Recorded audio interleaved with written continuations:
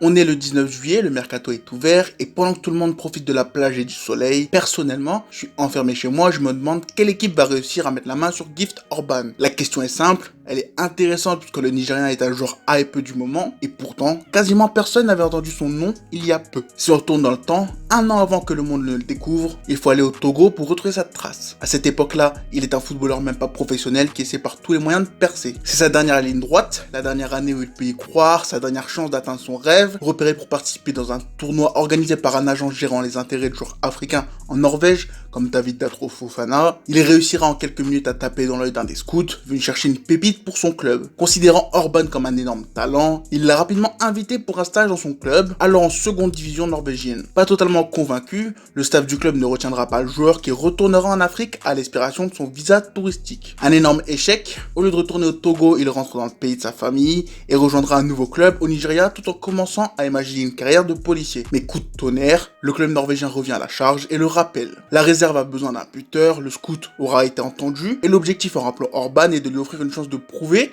et de s'établir dans le club. Une opportunité inespérée, le joueur comprend la chance qu'il vient d'obtenir et c'est le début d'une ascension fulgurante. Sur ses premiers matchs, Orban explose tout en marquant à chaque rencontre avec la réserve. La porte pour l'équipe première s'ouvre et pour ses deux premiers matchs avec les pros, il s'offre 3 buts en coupe. Ses performances impressionnent, personne ne s'attendait à ça, tout le monde croyait que comme chaque joueur africain passé au club, il aurait besoin d'un temps d'adaptation, mais Gift n'a pas le temps. Il a travaillé pendant longtemps pour obtenir cette opportunité et lui qui n'a pas reçu de formation classique ne doit absolument pas laisser passer cette chance. Pour ses 7 premières titularisations en professionnel, il sera décisif à chacun de ses matchs et intégrera définitivement l'effectif puisque Stabæk vendra l'un de ses joueurs pour lever l'option d'achat de son prêt. La machine est lancée. Orban continue de marquer, il finit la saison co-meilleur buteur du championnat avec 19 buts et 7 passes décisives en étant pourtant arrivé au milieu de la saison et permet à son club de remonter en première division. Son éclosion aura été express. Et dans l'ombre, un homme a assisté à tout cela et comme le scout précédent, il fait un forcing pour que son club casse sa tireligne et le signe. Après 3 mois de négociations, Samuel Cardenas met sa réputation en jeu et la Gantoise finit par profiter de la fin du championnat norvégien pour poser 3 millions et quelques sur la table. Une offre impossible à refuser. La Norvège a été conquise en 6 mois. Orban s'en va pour sa prochaine étape, la Belgique. Là-bas, il découvre le haut niveau, les compétitions européennes et retrouve un pays dont il parle la langue. De nouveau, il arrive en pleine saison. De nouveau, le club souhaite lui laisser un temps d'adaptation. Mais Orban réitère l'exploit. 4 mois. C'est le temps qu'il aura fallu à Orban pour conquérir la Belgique, mais surtout l'Europe. Dans une même semaine, il mettra un quadruplé historique en championnat avant de caler un triplé en 3 minutes contre Istanbul Başakşehir en Conference League. Le premier quadruplé de l'histoire moderne de la Gantoise et le triplé le plus rapide de l'histoire en compétition européenne. En une semaine, il passe du petit espoir à l'un des plus grands talents du football européen. En 22 matchs, il sera décisif 22 fois et finira la saison avec un statut qui forcera son club à réfléchir à son futur. Énormément de clubs le suivent. Chaque match est observé par une trentaine de scouts et c'est une situation que la Gantoise connaît. Ils l'ont connu avec Yaremchuk avant que Benfica ne le signe, mais surtout,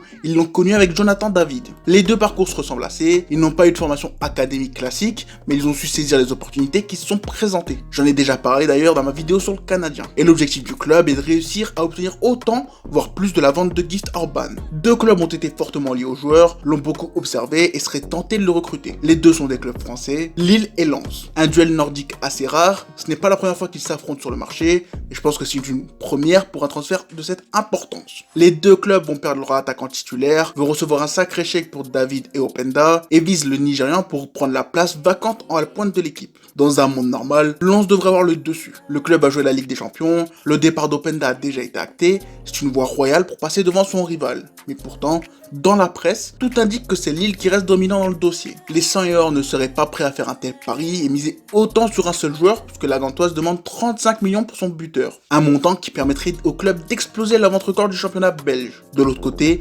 l'achat record, c'est Luis Openda à 15 millions l'été dernier. Donc passer la barre des 30 millions pour Lens est un risque plutôt inimaginable, en tout cas pour l'instant. Côté Lille, c'est plus que ce qui avait été dépensé pour la venue de Jonathan David, ce serait là aussi un achat record, mais avec une différence moindre en termes d'investissement. Mais dans tous les cas, même le LOSC devrait tenter de négocier le montant. 35 millions, c'est une somme énorme, et si un club comme Lens, reconnu pour ses bons coups sur le marché, n'a pas souhaité aller au-dessus des 20 millions, c'est bien parce que pas mal de doutes entourent Gift Orban, sa situation, et surtout son profil. Il est un attaquant de profondeur qui, malgré son manque de formation, est très intelligent dans son placement et dans ses appels. Il se distingue par sa grande qualité de finition, il peut marquer marquer du droit comme du gauche, de près comme de loin, et il n'est pas à avoir d'effort pour tenter de perturber la défense en phase de relance. Techniquement, il n'est pas exceptionnel, il a une palette intéressante, notamment dans ses remises ou ses contrôles de long ballon, mais il doit impérativement améliorer son jeu de passe. Il prend trop d'initiatives pour le moment et ça gâche sa prise de décision. En clair, il n'est pas un produit fini. Il a toujours connu un certain confort avec des gens autour de lui qui lui font confiance, et même s'il n'a que 21 ans, tu peux avoir des doutes sur sa capacité à garder un tel niveau et une telle régularité devant les cages. Si tu regardes ses XG, il surperforme et pas mal, il n'a que 4 mois au très haut niveau, bref, son profil est hyper attractif, il a un mental exceptionnel qui va avec son talent sur le terrain, tu sens le potentiel du joueur, mais t'as trop d'inconnus pour investir autant sur lui. Alors pourquoi la Gantoise ne baisse pas le prix?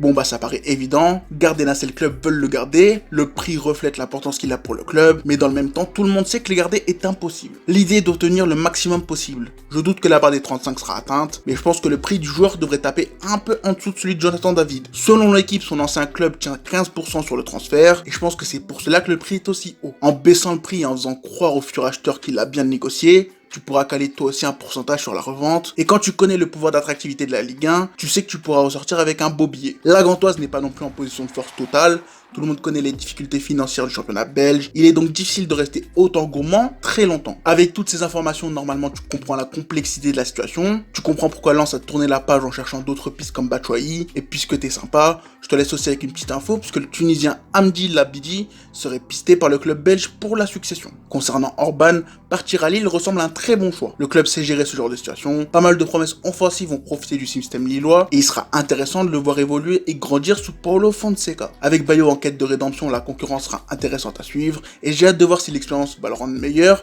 ou va exacerber ses défauts. Il va entrer dans un projet ambitieux, un club qui veut jouer le top de la ligue, et qui va redécouvrir l'Europe avec un effectif un peu particulier. Le LOSC est sur un gros mercato, en plus de la vente de Timothy Weah, le futur départ de Jonathan David, ils ont perdu Jonathan Bamba, André Gomez, leur meilleur milieu, est retourné à Everton, et José Font, le capitaine, est parti pour une dernière aventure au pays avant la retraite. Tout ça laisse des trous, et pour les combler, Olivier Létang est en train de réaliser un bon petit mercato. Thiago Santos est une sacrée recrue, il va apporter un profil plus offensif sur le côté droit, Haraldsson est un renfort de poids un peu surpayé je trouve, mais que ce soit les recrues ou les pistes, tout est cohérent. Lille a enfin retrouvé un certain équilibre financier, sur ce point là le travail de Létang est à féliciter, mais j'avais un peu de mal avec certaines de ses recrues. Cet été je pensais que sa querelle avec Fonseca coulerait la stratégie mise en place, mais au final, le mercato est en très bonne voie. Et même si je pense qu'il faudra rajouter un peu d'expérience au groupe, c'est pour l'instant une des réussites de l'été. Côté Jonathan David, rien ne semble avoir bougé. Quelques clubs le supervisent, mais contrairement à l'été précédent, il n'y a pas d'offre sur la table. En tout cas pour l'instant. C'est dommage, je trouve ça vraiment bizarre que le PSG préfère aller chercher Vlahovic que lui, mais dans tous les cas, tant que le PSG et le Bayern n'iront pas chercher un buteur, je doute que le mercato des top attaquants bouge tout seul. Pour l'instant, David est surveillé, il a quelques contacts avec des top clubs,